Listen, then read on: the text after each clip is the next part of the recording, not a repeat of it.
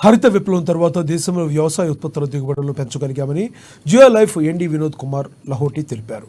ప్రజల శ్రేయస్సు కొరకు విషరహిత ఆహారాన్ని, పోషణాయుత ఆహారాన్ని పండించడానికి ఆధునిక పద్ధతిని కనుగొన్నామని తెలిపారు.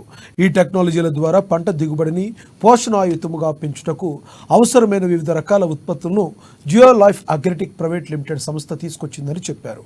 వ్యవసాయ విద్యా నిపుణులను భారతదేశ వ్యాప్తంగా నియమించి విషరహిత పోషణాయుత ఆహార ధాన్యాల ఉత్పత్తిని ప్రతి రాష్ట్రంలోనూ అభివృద్ధి చేయాలని సంకల్పించుకున్నట్లు సంస్థ chairman, managing director Vinod Kumar Lahoti పేర్కొన్నారు.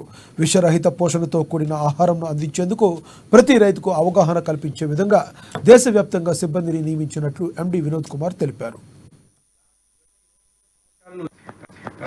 Myself Vinod Lahoti, Chairman and Managing Director of GeoLife Agritech India Private Limited from Mumbai.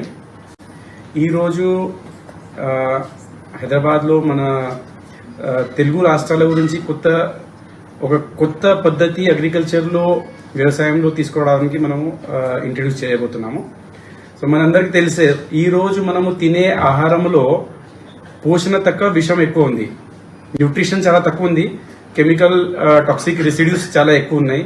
దానివల్లనే నానా రోగాలు వస్తున్నాయి. తర్వాత మన ఇమ్యూనిటీ పవర్ కూడా, రోగ నిరోధక శక్తి కూడా తక్కువ ఉంది. ఎందుకంటే మనం తినే ఆహారంలో న్యూట్రిషన్ లేదు.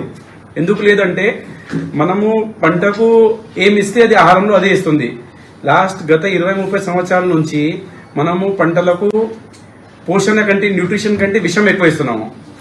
మనం ఏది ఇస్తే అది ఆహారం ద్వారా మళ్ళీ రిటర్న్ చేస్తుంది. లైక్ కర్మ సిద్ధాంతము పంటల్లో కూడా పనిచేస్తుంది. మనం ఏం చేస్తే అది రిటర్న్ వస్తుంది కదా. అలాగే పంటల్లో కూడా మనం పంటలకు విషం ఇస్తున్నాము, అది ఆహారం ద్వారా మనకు విషం ఇస్తుంది.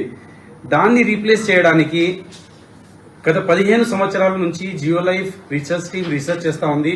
ఎలాగ దీన్ని మారాలి, మనం తినే ఆహారంలో విషంను తీసి దాని ప్లేస్లో మళ్ళీ పౌష్టిక ఆహారం, పోషణ ఇవ్వాలంటే ఏం చేయాలి, దానిపై రీసెర్చ్ చేస్తే మన దగ్గర పూణేలో రీసెర్చ్ సెంటర్స్ ఉన్నాయి. 5.5 ఎకరాల్లో రీసెర్చ్